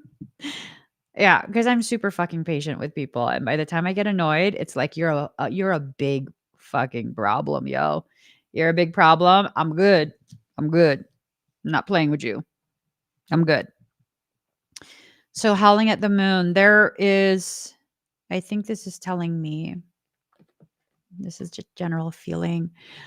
There are,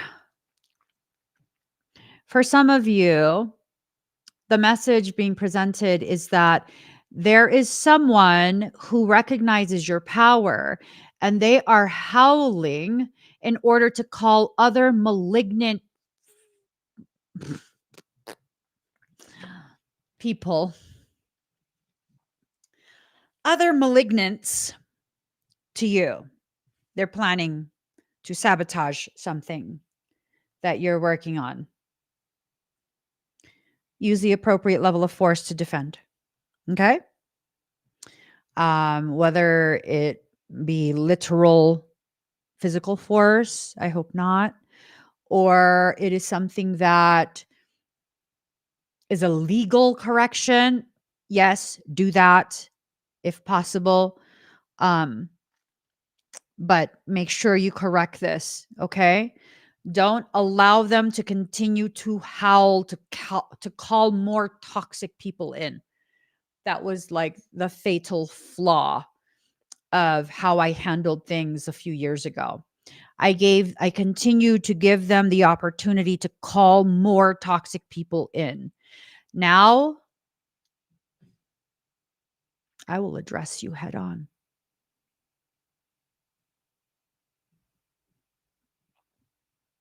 I will address you head on.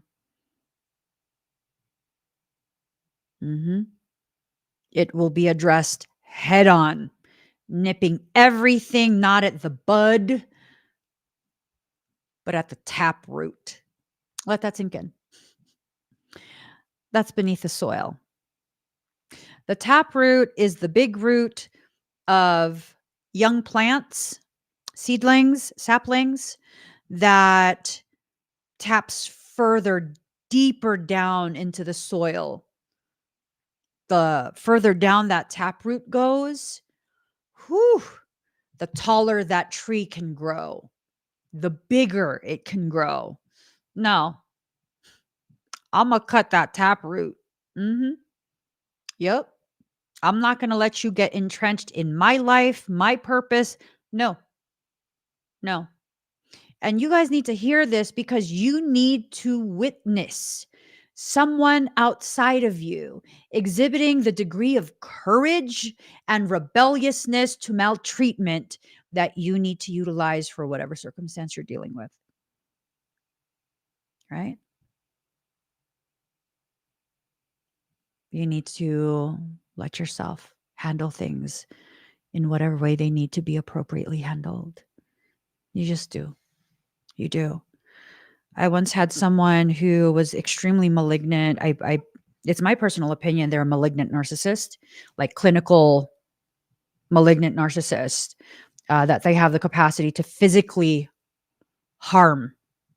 And that person, long story short, um, I ended up having to take the appropriate um, legal steps.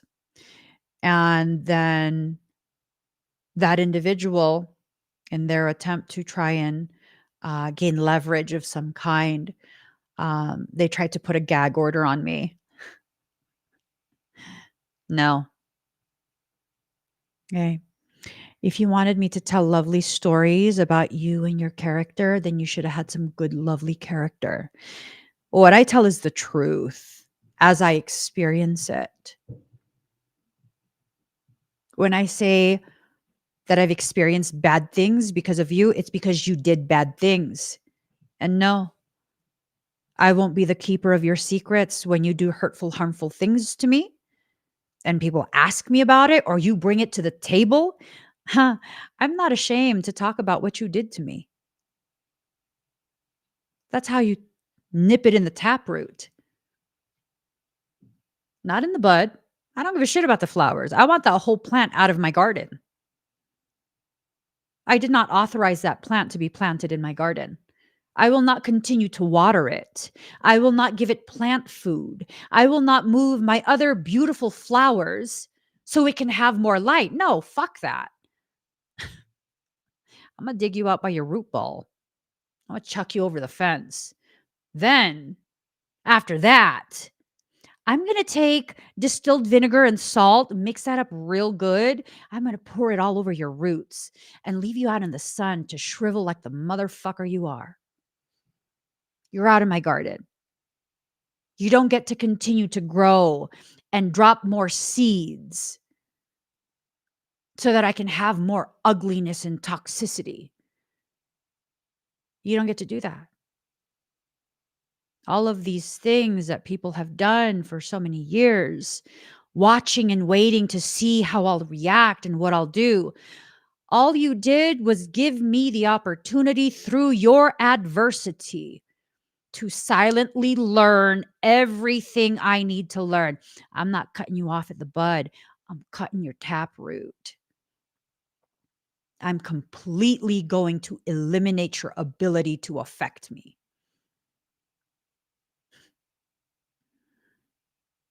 I'm a damn good learner. I learn from people's actions. I might not say anything. I might not say anything. Probably won't say anything. Your actions tell me everything I need to know. Everything. Everything. I'm now at a point where I don't tell myself I'm tripping. When your actions communicate to me that I don't mean as much to you as you mean to me, that you disregard me, that you don't value me, that you simply want to exploit me, you want to gain something from me, I'll believe it the first time I see it. I won't necessarily call you out, but you'll absolutely feel my absence. Absolutely. Oftentimes, it's not to punish, it's simply because, like, I'm good. I've been there, done that. I don't want that again. I'm good. I'm good, right? I'm just I'm good. I'm good off it. I don't even need to see that you know that I'm good off of it. I'm not gonna be there. You take that however you want, and you live your life, either waiting for me to return, which I'm not going to return. I've learned not to do that. Or you can be mad and, say whatever you're gonna say, which is fine. You were gonna say whatever you were gonna say anyways. Or I don't know. And honestly, I don't know that I care to know. Because once I walk away from something, uh, it needs to stay wherever it was left. Right? Do you sit at your window waiting to see when the trash man comes, the garbage man? And then you watch him take your trash and put it in the garbage truck? Do you then rush to your vehicle to follow behind the garbage truck? And then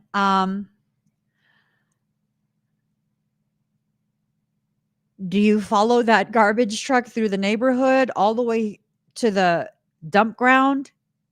What's it called? All the way to the dumping ground? I don't know what it's called.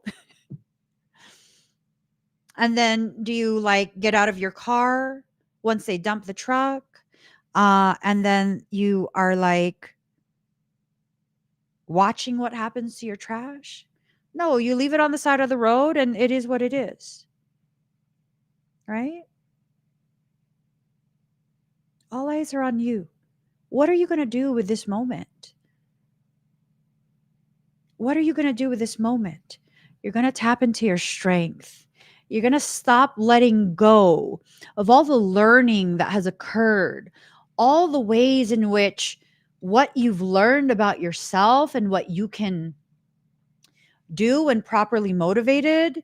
You're going to stop letting go of that awareness of how amazing you are, how capable you are. And when you stop letting go, you begin to stretch and expand. You begin to grow your awareness of yourself, your journey, your aversion to the friction that's indicative of your movement begins to dissipate. You begin to be focused on the type of movement you are experiencing, whether it's internal, whether it's external, whether it's your living circumstance, moving away from a friendship, moving closer to someone who you're developing a friendship with, friendship, relationship, however, right?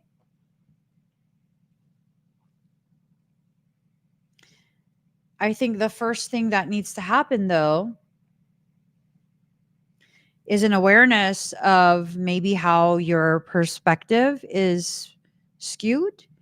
Um, and I don't think it's skewed like you're clueless about your life. I don't think it's that. I think it's skewed and you're needing to be aware that it's skewed because you don't realize you've been seeing your life, your potential, and determining your definitions of different aspects of your life and you based on the filters and perspective of someone else, someone who's upside down in the way they live, upside down in the way they treat people, right? So give it time. Give it time. Give it time. And the way that you can give it time is really by being fully present in whatever you're doing, right? Whatever it is you need to do it. Um, you seem a bit bothered today. Your ability to stay focused despite whatever is going on is amazing. I am bothered today. I am. There's a frequency that's been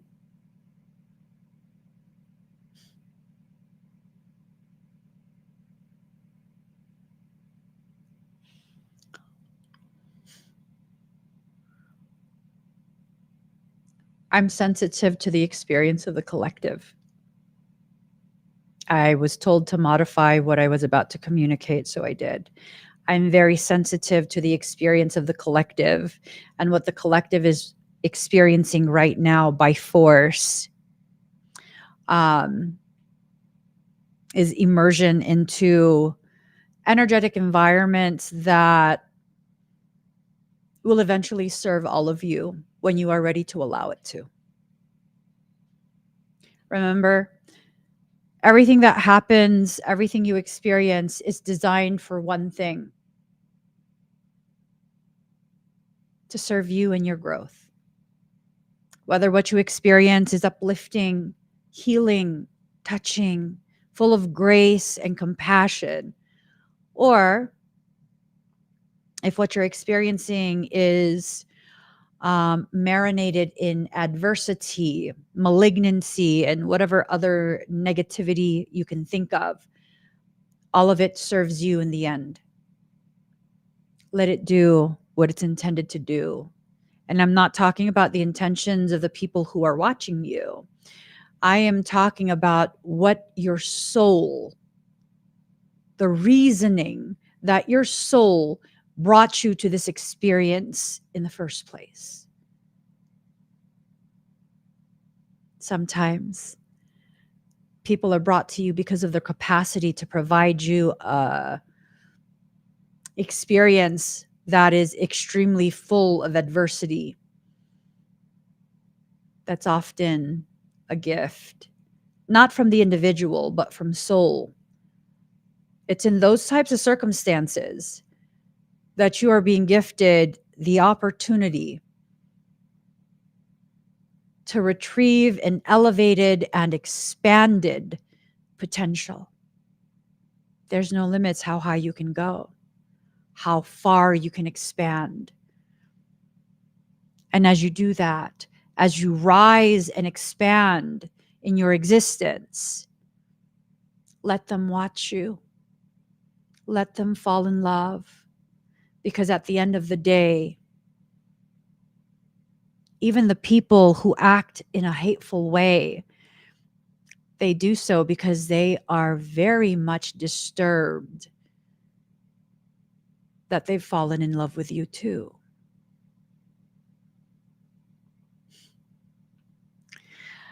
I'm going to head over to Tiki Tac.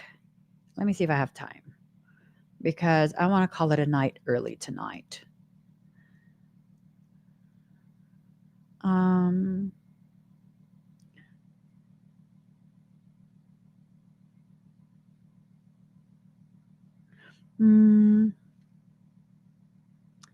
All done.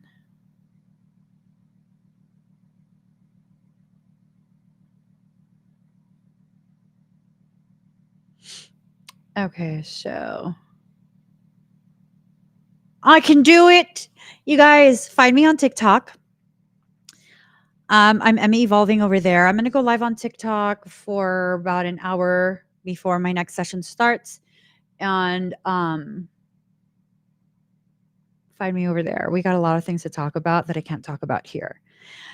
If you would like to learn how to work energy the way I teach, check out my Morphogenetic Fundamentals workshop. I didn't think to mention before, this is a very limited seating in order to ensure that I can give all the participants my undivided attention during the clinicals. Okay. So if this is something you were wanting to do and you kind of just been waiting because it's still a little bit away, just keep that in mind. I think we're close to full capacity at this point. If that's something you want to do, go check it out. And then, of course, if you would like to see what other offerings I have, click on this link. It'll take you straight to my services menu, and you'll be able to see everything that I'm publicly offering. I've just added etheric medicine as a category. Go check it out. I'm nervous. I mean, I do this all the time anyways, but I'm nervous to go ahead and publicly announce that. My God, the anxiety. It's just because it's new for me to actually say out loud that I do this, right? I don't talk about it as much as I should. Anyways, give this video a thumbs up. If you haven't already subscribed, please do subscribe. Turn on that notification bell. Join me when I'm live. And right after this, head on over to TikTok immediately, please, if you'd like to join me. Love you guys. I'll see you again very soon. Bye, everybody.